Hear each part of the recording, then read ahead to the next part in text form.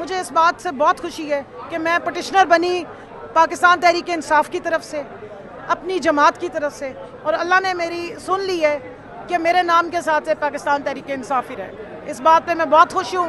मैं इस फैसले को समझती हूँ बहुत खुशाइंद है, इसको वेलकम करती हूँ।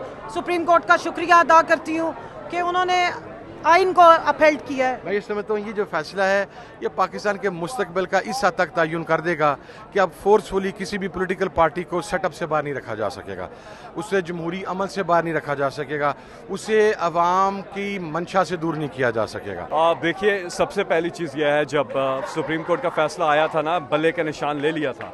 वो बहुत बिल्कुल गलत फैसला था, लेकिन उससे ज़्यादा उसकी इम्प्लीमेंटेशन बहुत गलत थी कि इलेक्शन कमीशन ने सिर्फ बल्ले का निशान नहीं लिया, पार्टी का नामो निशान ही ले लिया और पार्टी को कहा ये पार्टी नहीं है।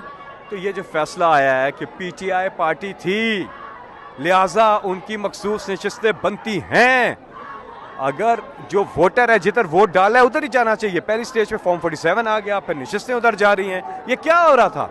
इलेक्शन की जरूरत ही नहीं थी। इसलिए तारीखी फैसला है कि इससे आपने वोटर के हक की प्रोटेक्शन की है। कौन बचाएगा पाकिस्तान?